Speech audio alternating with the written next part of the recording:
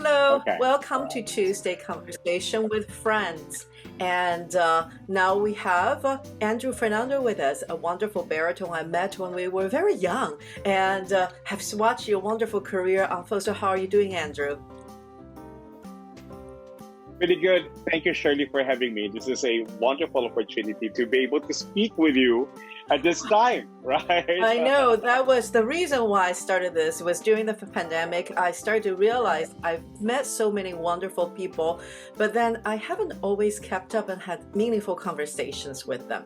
And you're one of those people that I thought about. I see you on Facebook, and you've always had this incredible sounding baritone voice. But what struck me the most was not just the rich tone or how well you sang, but it always had this very soul touching quality where when people hear you, when I heard you, it touched my soul in a very special way. And I thought, well, gotta keep up with this person. So thank you for joining me today. Thank you so much. You're very kind to say all those things. Thank you very Oh, it's much, true. Shirley. It's true. Yeah. Yeah, Mhm. and one of the wonderful things about the internet is we get to keep up with people, and even if we Right. don't always have time to send a message to say, "Hey, how are you?" We get to Right. see a little bit of the direction of their lives. And Right. one of the things that's been really fascinating for me to watch about your career is it's international. And tell us a little bit about where you grew up, what your education has been when you started singing, and how you ended up in the U.S. I grew up in the Philippines, in Manila, and so my parents they were very active in church, and so one day our church wanted to produce an opera called Amal and the Night The night Visitor. visitor. And then Oh! my mom would always hear me sing around the house, and then she Mhm. asked me, "Would you like to audition for the show?" I was like, "I have no knowledge of opera and classical singing," so I said, "And I'm just quite the hand," so I thought I'll go ahead and try and audition, and so they awarded me the role, and I was just so fascinated about opera and the music and how so different it is from the other songs that I knew as a child.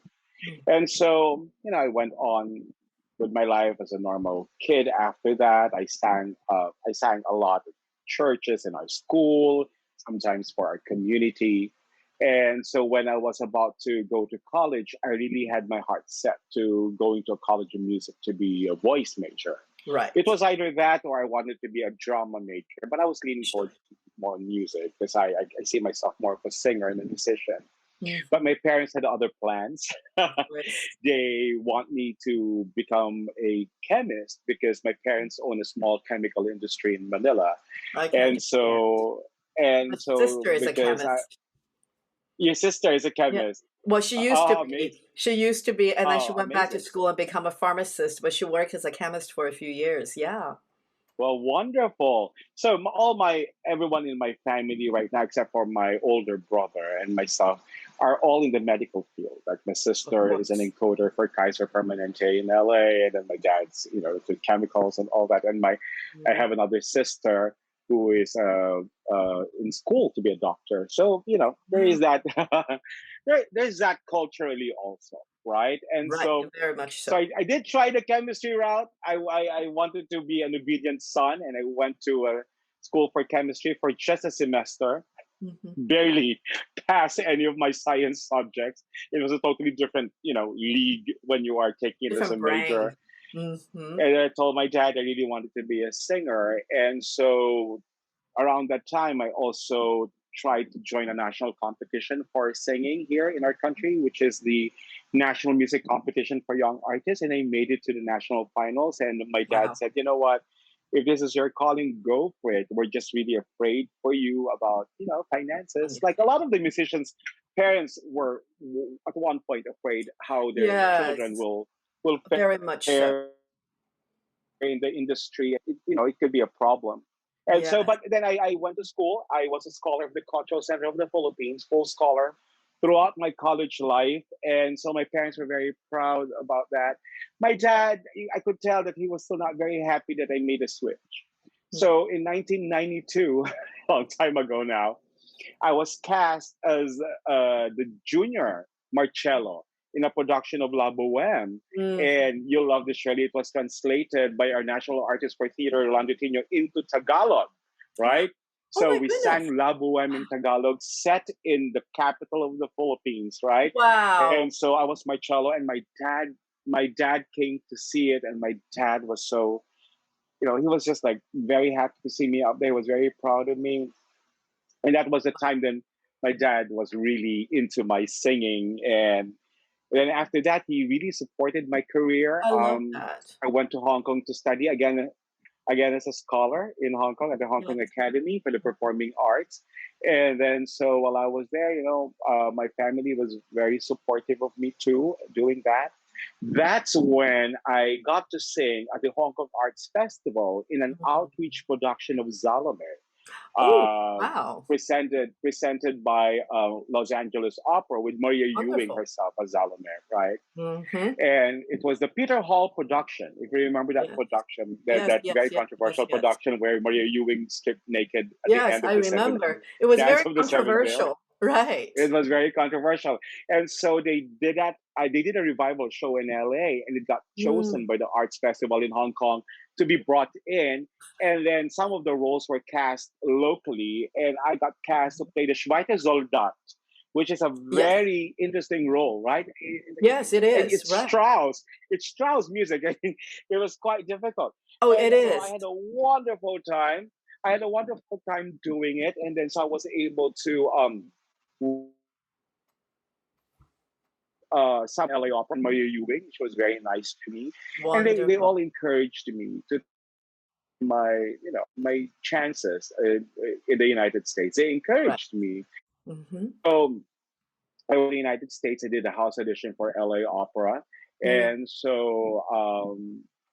that was the beginning of my traveling there. But then there That's were a lot of challenges, of wonderful. course, I because I couldn't bet. perform as I a bet. foreigner, right? Right. I have to Right. be either hired by the company as a foreigner with a work visa coming in, or become a resident of the United States. And Right. so I opted for the latter, to try to petition myself as an alien with extraordinary ability. That Abilities. was the Right? Isn't title that great? You're an of alien with extraordinary abilities, which extraordinary I abilities. understand. and Right. Right. And, and and yeah. a lot of my colleagues in the United States didn't know that existed, right? Because they didn't have to worry about these things because they No. already Mhm. were born there. It's when they heard about it, they thought it was a funny title. I said, yeah, funny as it may seem, but and I applied for it, and my country, actually, the Philippines, a lot of the institutions there vouched for my credibility as a Extraordinary singer. ability as an My, alien.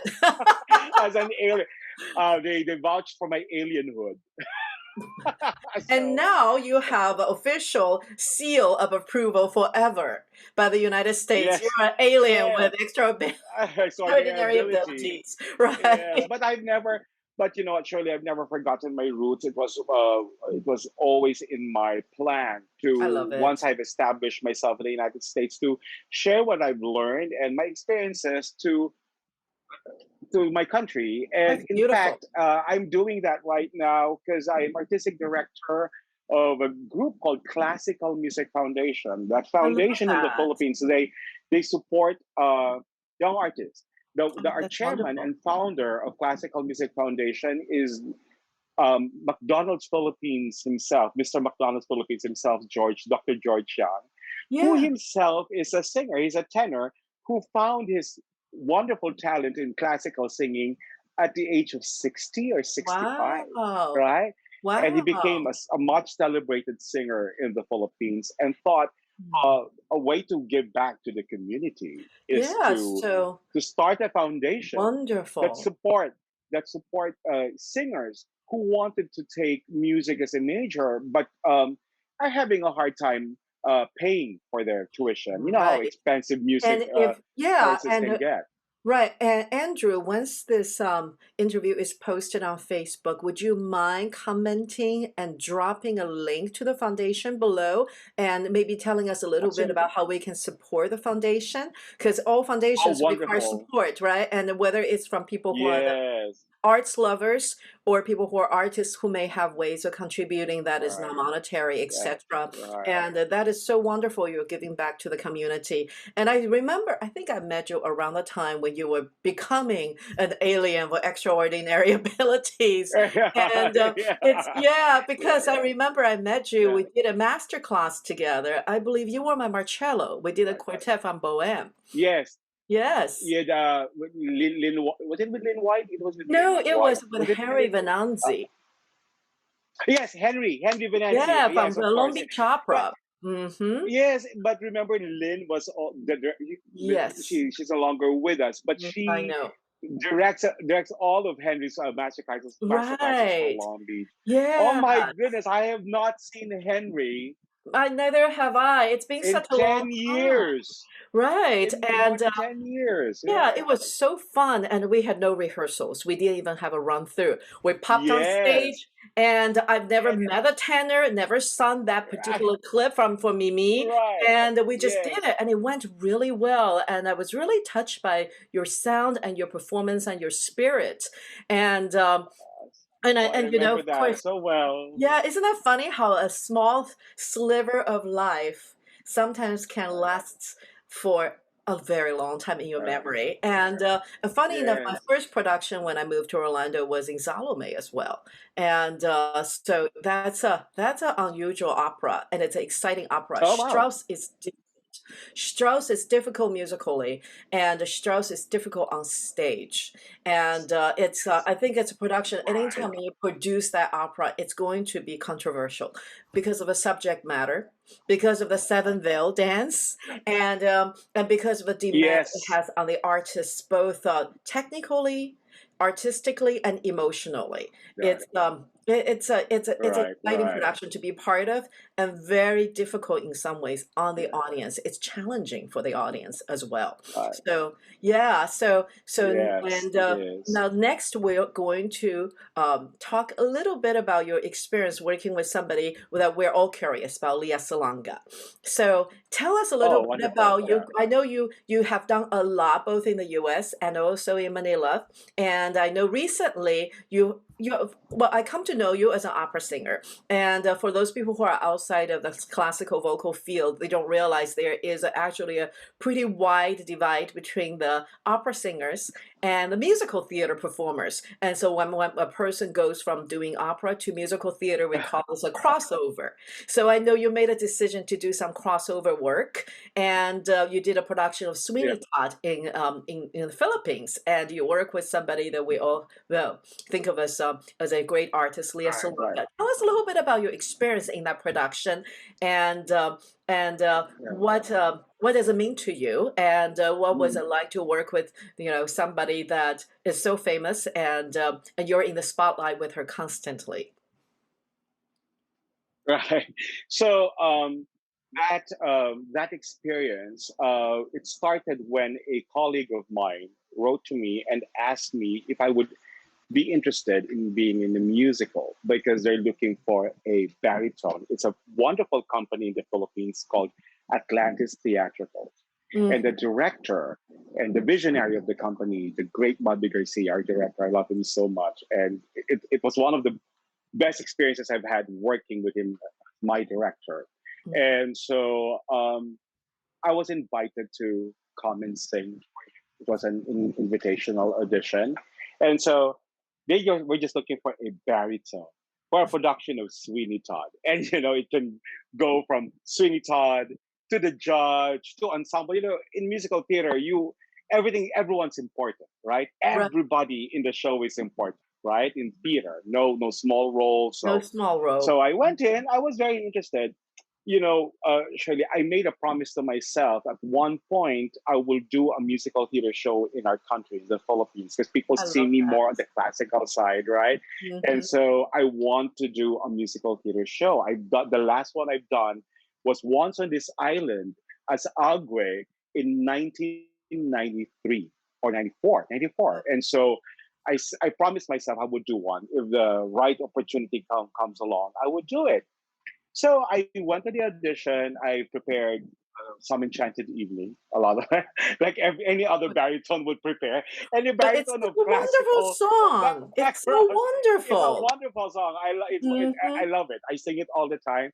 I came in to Yes. sing that, and I met Bobby for the first time, and Bobby was so kind to me, telling me how much he appreciated me coming in, and that how he thought that I sang very well.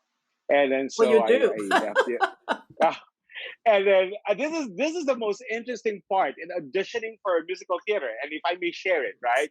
Yes. So he said, Andrew, you sound so good, you sound so well. I was wondering if you would be interested in singing Joanna from the musical. So I thought, oh my God. And you know that the role of Anthony has been sung by some baritones in the United States also. Like Nathan Gunn has sung the role, right? Right, right, So I thought, right. oh, So wonderful. really? But I don't see myself as a romantic lead. I Why was like, not? okay. I said, Joanna, I feel you. No, no, no. He said, no, not Joanna. The evil Joanna, the one that Judge Turpin sings, right? The one that he whips himself. I said, okay, sure. I said, I'll learn it for you. He said, yeah, can you come back tomorrow? Of course. Knowing the Sure. song, I was like, wait. I said, did I hear that right? So I stepped out of the Hey, room. you Did are I the hear that alien right? with With extraordinary extraordinary ability. ability. You Oh my have God. the official status, so we have expectations of alien And, of extraordinary ability. and the music that was given to me was a 13-page long music, right? And so I Yeah, looked at it the best I could, and then the pianist happened to be a friend of mine, and so that's I called helpful. him and I That's said, so helpful. I might need your help tomorrow in the audition because this is so new to me. And then so I came back for the callbacks, and then a month later I got invited to the show, and I was told that the role of Mrs. Lovett will be played by none other than Miss Leia Salonga, right? So they And that needed was an only the best. Then you were one of the oh, best. Yes. it was. Can I tell you? And Leia knows this, right? I told her I was so excited to work with her. We have not worked together before. I worked with her brother, Mhm. Maestro Gerard Salonga. We worked together for a recording of a tone poem composed by a Filipino composer, Lucio San Mhm. Pedro, Esposa de Lampasigan. This was back in 2005. And then we worked together again in a collage of opera called Best of Opera Okay. for a company in the Philippines. And Mm. so I worked with Jared, but I have not worked with Leia. So Mm-mm. when I first met Leia, I was like, I remember being a young artist in the States. I know Right. I shouldn't bother I shouldn't bother Miss Ewing or Miss Right. Donut or Right. Miss but Solana, right? And uh, oh, we're frozen for a little bit. I'm waiting for him to come back. So, so this is we're talking about the extraordinary that was experience. that was great. Actually, we met in Beautiful when Right. we saw it together, but that was the first time that we were able, like, in the same room to start rehearsals. And can I tell you, Leia is the most professional work with.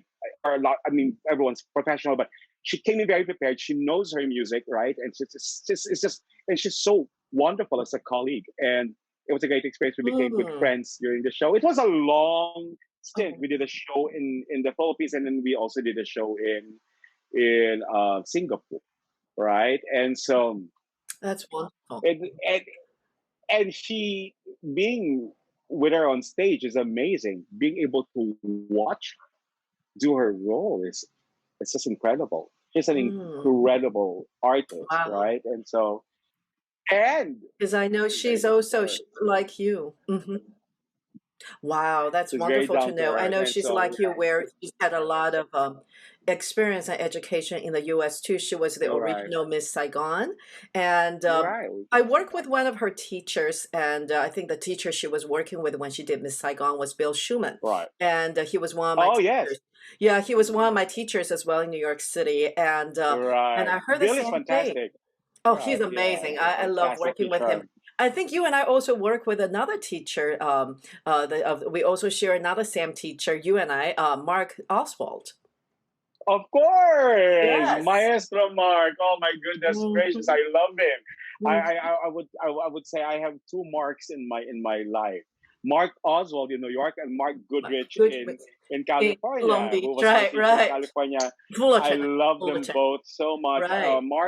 Mark Goodrich helped me prepare for, well, as a resident artist at Opera Pacific, but also he prepared me when I was competing for the Zachary competition in Ah, yes, the Zachary 2003. competition in Los Angeles. And And Marcus, it was, both Marks are extraordinary voice teachers. I've said it. I love them. Yes, And then yes. Mark Oswald Oh, prepared me for my first Rigoletto in Modesto, then again in San Jose, Opera San Jose. wow. So and both, both Marks are just wonderful teachers. They're so They calm, right? are. And So they're yeah, so kind and so warm and so fostering of the artist's spirits. And right. they are And so not I teachers who remember, believe in, yeah, they believe in fostering you, not frightening you. Because I've sat in lessons exactly, for Mark Goodrich's lessons when I was very young, and I didn't yeah, take lessons from him, but I sat in lessons and watched him working with another right, singer, multiple lessons.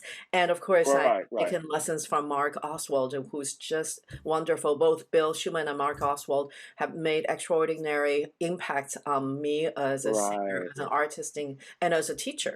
And so Yeah, it's they're wonderful amazing. technicians. They're, yeah, Oh, yeah, yes.